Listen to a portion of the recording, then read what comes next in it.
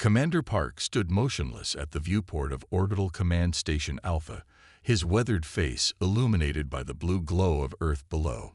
The station hung in geosynchronous orbit, a silent sentinel that most galactic visitors mistook for primitive surveillance equipment, exactly as intended. "Sir, the Meriton diplomatic channel has gone dark," reported Lieutenant Han, her voice steady despite the gravity of the news.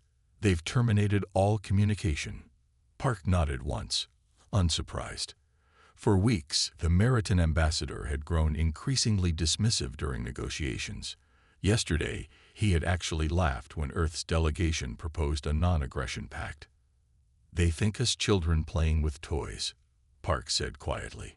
"Show me the latest intelligence." Han activated the holographic display. 7 star systems appeared, each marked with the blood-red insignia of the Meriton Dominion, all conquered within the past Earth year. The expanding territory now pressed against the outer reaches of humanity's solar system. "Their pattern is consistent," Han explained. "They establish a foothold, jam communications, then overwhelm local defenses before reinforcements can arrive." Park's eyes narrowed. "And their analysis of Earth's defenses. According to our infiltration units, they've classified us as Level 2 civilization, pre-FTL travel with limited weapons capabilities. They consider us insignificant." A thin smile crossed Park's face. The galaxy's greatest powers had always underestimated humanity. When aliens first made contact 80 years ago, they found a planet recovering from its own wars, polluted and politically fragmented. What they didn't realize was how quickly humans could adapt, or how paranoid decades of science fiction had made them. "They see our public face," Park said. "The outdated shuttles, the small Mars colony, the clumsy mining operations in the asteroid belt." He turned from the viewport. "They don't see what's hidden in plain sight." Han followed her commander through the station's corridors, passing technicians who worked with quiet efficiency. Unlike the gleaming corridors depicted in entertainment broadcasts for civilian consumption, the real command center was utilitarian, designed for function rather than appearance.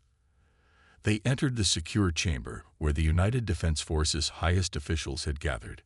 12 men and women from Earth's former nations now united under a single purpose: survival. "The Meriton fleet will arrive within 30 days, Park announced without preamble. "Their ambassador's departure confirms what intelligence has suggested. We are their next target."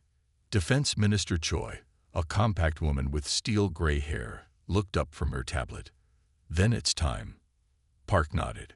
"Initiate Project Hellfire." The words hung in the air, heavy with 50 years of preparation. Project Hellfire, humanity's insurance policy against extinction. While publicly struggling with basic rocket technology, Earth had secretly mastered gravity manipulation, faster than light travel, and weapons systems that could destabilize matter at the quantum level. The technological leap had been possible only through unified purpose after first contact revealed humanity's vulnerable position in the cosmos. "Begin Phase 1, Park ordered. "Activate the Neptune defense perimeter." Deep in the rings of Neptune, hundreds of stealth platforms stirred to life. Disguised as chunks of ice and rock, these weapons platforms had been positioned over decades, their power signatures masked by the planet's magnetic field. Phase 2, awaken the fleet. Throughout the solar system, hidden shipyards buried in asteroids, concealed beneath lunar dust, and floating in the sun's corona powered up. The ships they contained were unlike the crude vessels Earth publicly displayed. These were predators, angular, dark-hulled, and built with a single purpose. "What of the civilian populations?" asked Admiral Joe, his face lined with concern. "The bunker network is ready," Minister Choi replied. "We can move 90% of Earth's population underground within 12 hours. The evacuation will be disguised as a planetary defense drill." Park walked to the central command table and placed his palm on the scanner. The table illuminated, displaying Earth's true defensive capability, a network spanning the entire solar system. "For 50 years, we've maintained the facade," Park said. We've appeared weak while growing strong. We've studied every battle tactic used against other worlds.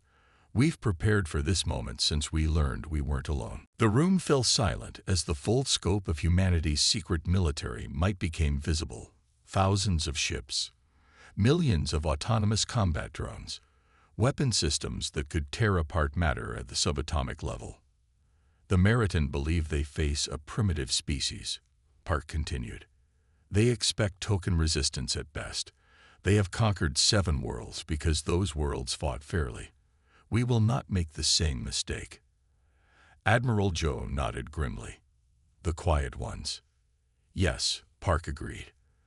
The galaxy never wondered why Earth grew so quiet after first contact. They assumed we were cowed by superior technology. They never considered we might be building in silence. He looked around at the faces of Earth's defenders. 50 years ago, we made a choice. When we learned what existed among the stars, we chose preparation over pride. We hid our advances. We played the part of the technological infant. And now, when the Meriton come expecting an easy conquest, they will instead face the full fury of what humanity has become. Park authorized the final activation sequence for Project Hellfire. Throughout the solar system, humanity's hidden fleet came to life. Let them come, he said softly. The quiet ones are ready.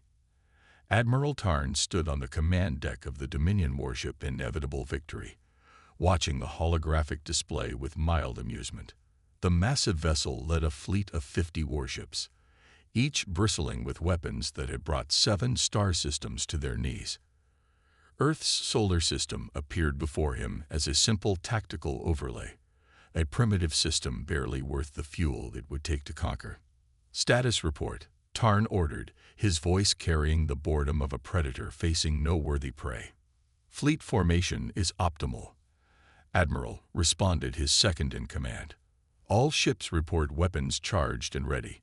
We've detected minimal defensive preparations from the Earth forces. Just a few orbital platforms and what appear to be retrofitted cargo vessels. Tarn made a dismissive gesture, as expected. Their most advanced ships are nothing more than pressurized metal tubes with chemical propellants. He leaned back in his command chair. We won't even need to deploy ground forces. A few precision strikes on their major population centers should bring their leaders to heel.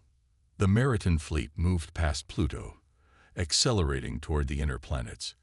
Their sensors swept ahead, cataloging the positions of human outposts and installations. Most were concentrated around Earth, Mars, and the larger moons of Jupiter and Saturn. Nothing near Neptune registered as a threat. Sir, shouldn't we issue the standard surrender demand? Asked a junior officer. Tarn looked at the young officer with something between pity and contempt. These humans barely qualify as a level 2 civilization. They haven't even mastered faster-than-light travel. For beings of their limited development, seeing our fleet will be surrender demand enough. The tactical officer announced, approaching Neptune's orbit. Sir, sensors show nothing but ice and rocks. Tarn nodded absently. He had conquered enough worlds to know the routine. His attention shifted to the invasion plans for Earth, deciding which cities would serve as examples, which resources would be extracted first. A sudden alarm broke his concentration. Admiral, the relentless dawn is. It's gone. The tactical officer's voice cracked with disbelief. Tarn's head snapped up. What do you mean gone? The officer's hands flew across the controls. It was their one moment, and then, nothing. No debris field, no energy signature, just. Another alarm blared. The holographic display flickered as a second ship icon vanished. The Void Hammer is also gone. No distress call, no weapons signature detected. Tarn leaped to his feet. Battle stations, raise shields to maximum. Deploy countermeasures. Where is the attack coming from? Before anyone could respond, a third ship disappeared from the display. What is happening? Tarn shouted as his tactical display showed 3 of his most powerful ships simply gone. His voice, usually commanding, now held an unfamiliar edge of panic. Unknown weapon signature. Sir, We can't detect the source. The communication officer suddenly pressed his hand to his earpiece. Sir, we're receiving a transmission. It's broadcasting on all our secure channels simultaneously. How did they? Put it through, Tarn ordered, his jaw tight. The display shifted, showing a human in a dark uniform. The being looked unremarkable. 2 arms, 2 legs, the typical bilateral symmetry of most intelligent species. But the calm in the human's eyes sent an unexpected chill down Tarn's spine. This is Commander Park of Earth's United Defense Force, the human said simply. You were not invited. Consider this humanity's response to your trespassing. As the message ended, the space around Neptune's rings shimmered. Where there had been emptiness, now dozens of ships appeared. Sleek, angular vessels with hulls that seemed to drink in light rather than reflect it.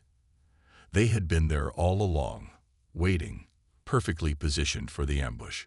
Impossible, Tarn whispered. Our scans showed nothing. Sir, they're using some kind of stealth technology. The sensors can barely track them even now.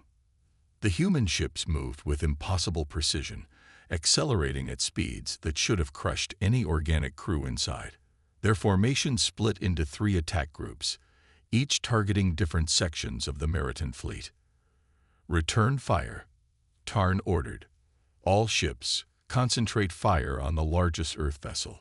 The Meriton ships unleashed their devastating weapons, plasma cannons and particle beams that had reduced planetary defenses to slag on 7 worlds. The energy bursts shot across space toward the human vessels and passed right through them. Direct hits, but no damage. That's not possible. A junior officer's voice rose in panic. Sir, those aren't ships, they're holograms. The real ship's air. The deck beneath Tarn's feet shuddered as something struck the inevitable victory. Not an explosion, but a series of precise impacts that severed key power conduits and weapon systems. Report, Tarn demanded. Small attack craft, hundreds of them. They appeared from nowhere. The tactical officer's voice shook. They're targeting engines and weapons across the fleet. 10 more ships have gone dark. Tarn watched in disbelief as his mighty invasion force fell into chaos. The human vessels moved with uncanny coordination, as though they had rehearsed this attack countless times. Each Meriton countermeasure was anticipated and neutralized before it could be fully deployed. Sir, the communication officer said quietly, we're receiving reports from the remaining ships. The humans are using weapons we've never seen before. They're creating localized distortions in space itself.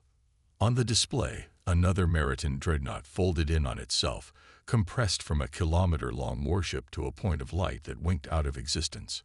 For the first time in his distinguished military career, Admiral Tarn felt fear. Not for his mission, but for his species. Send a message to High Command, he ordered. The humans are not what we thought. The news spread across the galaxy faster than light itself. On 12 major worlds, political leaders were roused from sleep. On 30 more, military commanders gathered in emergency sessions. In the grand halls of the Galactic Council, the normal decorum shattered as representatives demanded information. Impossible, said Delegate Mrav of the Centauri Alliance, staring at the preliminary reports. The humans repelled a full Meriton battle group. Not just repelled, corrected the Rigelian observer. Destroyed. Complete tactical victory. 42 Meriton ships lost. The remaining 8 fled in disarray. Silence fell across the chamber as the implications sank in. For decades, the Meriton Dominion had expanded unchecked, their military might making resistance futile. Now, a species most had classified as barely spacefaring had shattered their most formidable fleet. There must be a mistake, insisted the Proximan representative. Earth possesses no such military capability. Our last assessment placed them at early interplanetary development. Chemical rockets, primitive ion drives. No weapons beyond basic kinetics and nuclear devices. The head of Galactic Intelligence stepped forward, her expression grave. That assessment was wrong. Catastrophically wrong. She activated the central display. Footage captured by fleeing Meriton vessels played for all to see. Strange, angular ships emerging from nowhere. Weapons that bent space itself. Defenses that absorbed energy attacks without effect. How did we miss this? Someone whispered. Because they wanted us to miss it, the intelligence chief replied. On Earth, deep beneath the Rocky Mountains, the United Earth Council gathered in their true command center. 50 men and women representing all of humanity sat in tiered seats around a circular chamber. At the center stood Colonel Kim, Director of Military Operations. The Neptune defense succeeded beyond our projections, Kim reported. 42 enemy ships neutralized. 8 escaped, but we placed tracking devices on all of them. We now have direct intelligence on Meriton home systems. President Cho nodded, her face solemn despite the victory. And our losses. 3 stealth platforms damaged. 6 fighter craft lost. 17 personnel killed in action. The room grew quiet in respect for the dead. Even in victory, humanity had paid a price. The question now, said Defense Minister Jin, is what comes next. The Meriton know our true capabilities. They will return with greater force. Colonel Kim stepped forward. The Meriton operate on a simple principle. They only respect superior strength. Our defensive victory won't deter them. It will only intensify their resolve. They've never faced defeat. Their entire society depends on the myth of their invincibility. The colonel activated the war room's main display, showing the Meriton territories across the sector. We have 3 options. First, we can maintain a defensive posture, fortify the solar system, and prepare for a larger invasion. Second, we can seek allies among other threatened systems, revealing some of our technology as proof of good faith. Or third, Kim paused, looking around the room.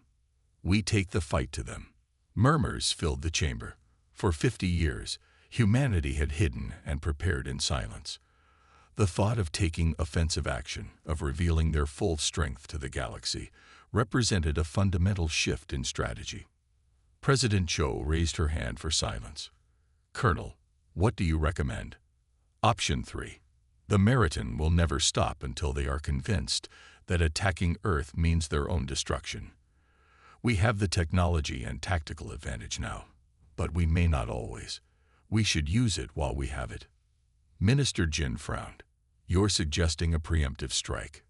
I'm suggesting we finish what they started, Kim replied firmly. We strike hard, we strike fast, and we make it clear to the entire galaxy that humanity will no longer hide. President Cho looked around the room, gauging the council's reaction. Very well. Put it to a vote. The result was clear. 43 in favor, 7 against. Then it is decided. The president announced. Colonel Kim, you have authorization to deploy the full fleet. Throughout the solar system, hidden bases awakened. Beneath the lunar surface, massive hangar doors slid open for the first time. Within the asteroid belt, hollowed-out rocks split to reveal shipyards. In Earth orbit, satellites transformed, shedding their disguises. From these secret facilities emerged humanity's true armada.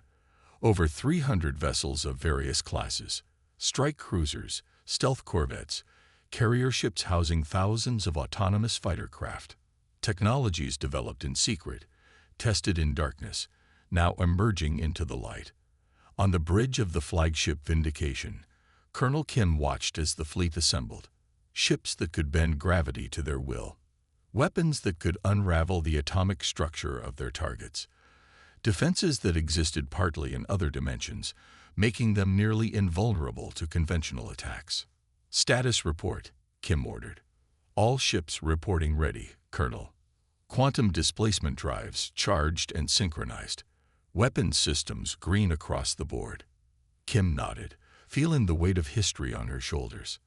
For 5 decades, humanity had played the part of a primitive species, watching, learning, and building in silence. That time was over. Send the message to all ships, she commanded. Operation Hellfire is now active. Primary targets are Meriton military installations. Avoid civilian casualties wherever possible. We are not conquerors. We are sending a message. Throughout the fleet, commanders received their orders. Coordinates were locked. Quantum displacement drives engaged.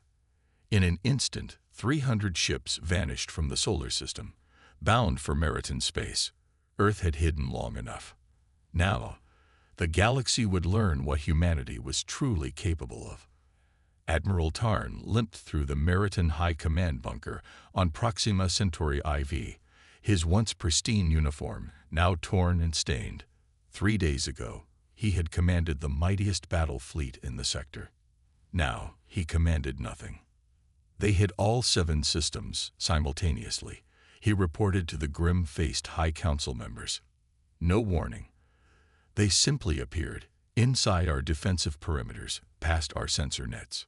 The council chamber, normally a place of order and military precision, now buzzed with fear barely contained beneath formal protocol.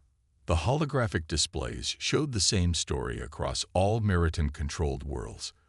Earth ships materializing from nowhere, striking with impossible accuracy, and vanishing before effective countermeasures could be deployed. How is this possible? Demanded Supreme Commander Krell. Earth was assessed as pre-FTL. They had no quantum technology. Tarn pulled up the battle footage captured by one of the few surviving Meriton vessels. They've been hiding their true capabilities for decades. What we're seeing now is the result of long-term, focused military development. The footage showed Earth vessels appearing directly above key Meriton defense installations. Unlike traditional combat ships with their imposing, visible weaponry, the human craft were sleek and minimalist. They didn't fire conventional weapons. Instead, they projected fields of energy that simply unmade whatever they touched. They're targeting only military assets, Tarn continued, pointing to the precision strikes. Defense platforms, weapons factories, shipyards, command centers. They've destroyed 90% of our military infrastructure, while civilian casualties remain minimal. Supreme Commander Krell pounded his fist on the table. This makes no sense. If they have such power, why not simply conquer us? Why show restraint? An old general at the end of the table spoke up. Because they're not like us. All eyes turned to him. We expand for dominance. They're fighting for survival. Explain, Krell demanded. Look at their tactics, the old general said. They're not fighting like conquerors. They're fighting like something that has been hunted before. They studied us for years. They know exactly where to hit to neutralize our ability to threaten them. The room fell silent as the implications sank in. The Meriton had always been the predators, never the prey. This reversal defied their understanding of the galactic order. A lieutenant burst into the room, face pale. New Earth fleet detected entering the Proxima Centauri system. Massive energy signatures, unlike anything we've recorded. The bunker's emergency alarms wailed. On the tactical display, a formation of Earth vessels appeared, led by a massive ship designated Retribution. All remaining defense forces to battle stations. Krell ordered, "Launch everything we have left." Tarn studied the approaching Earth flagship with a growing sense of dread. That's not a standard warship. It's a weapons platform. Something different. The Meriton forces, a hastily assembled collection of patrol vessels, training ships, and damaged warships, moved to intercept the human fleet. For a moment, it seemed the sheer number of Meriton ships might overwhelm the smaller Earth force through attrition alone. Then the Retribution activated its primary weapon. At first, nothing seemed to happen. There was no beam, no explosion, no visible effect at all. But then, in a spherical area around the human flagship, space itself appeared to ripple like water. Inside that ripple, Meriton ships began to distort. Metal hulls compressed as if squeezed by invisible hands. The distortion increased until, one by one, the proud warships of the Dominion imploded, crushed by an irresistible force into balls no larger than small asteroids. In the bunker, the tactical display flickered as sensors struggled to process what they were seeing. "What in the seven hells was that?" whispered Krell. Tarn stared at the readings in disbelief. They've weaponized gravity itself. The retribution is creating a field where the gravitational constant is temporarily multiplied. Nothing within that field can maintain structural integrity. Within 20 minutes, the entire defensive fleet was destroyed.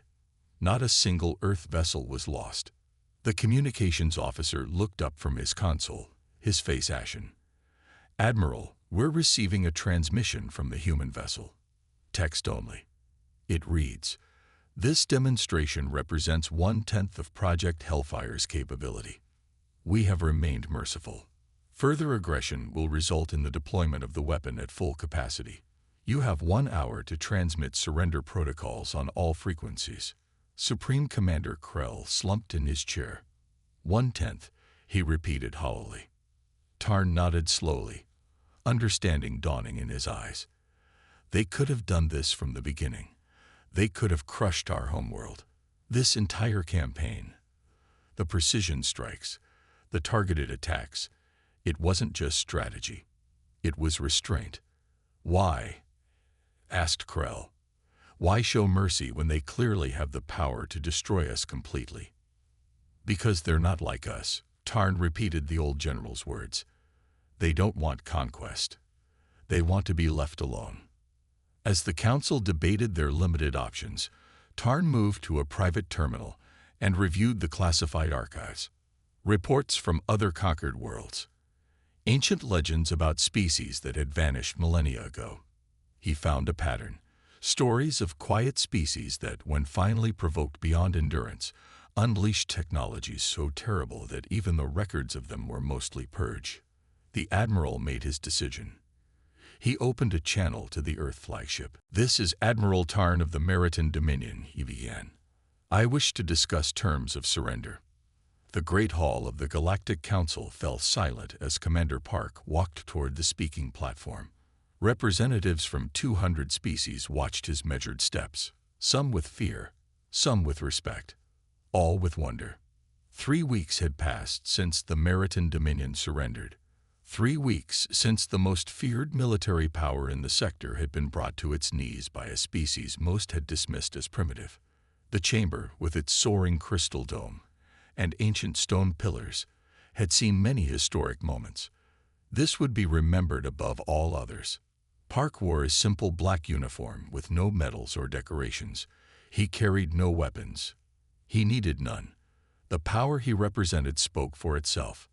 The council leader, an ancient being from one of the founding worlds, raised a hand for attention. "The council recognizes Commander Park of Earth, victor in the Meriton conflict." Park stepped to the platform. The translation field hummed around him, ensuring his words would reach every being present in their native tongue. "I come before this council not to boast of victory," Park began, his voice calm and measured. "I come to explain why there need never be another." Screens around the chamber displayed images from the brief but devastating war. Earth ships appearing simultaneously in 7 star systems. Meriton military installations neutralized with surgical precision.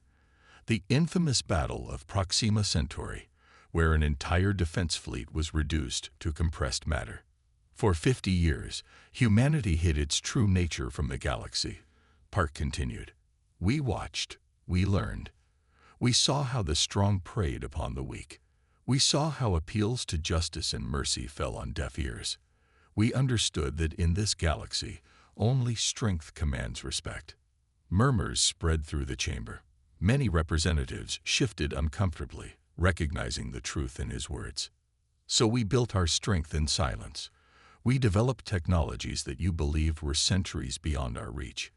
We prepared defenses that could withstand any aggression." Park paused, looking around the chamber.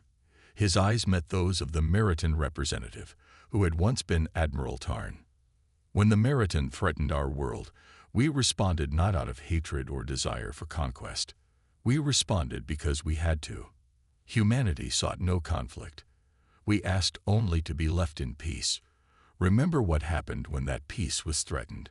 Remember what happened when Earth was provoked." The silence in the chamber deepened.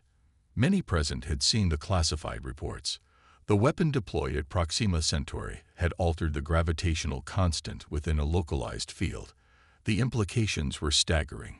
If humans could manipulate fundamental forces of the universe as weapons, what else might they be capable of?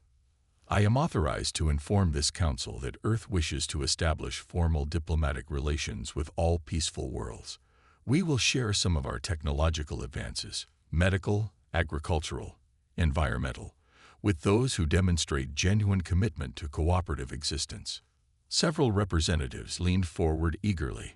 Access to Earth technology would transform their worlds. However, Park's voice hardened slightly.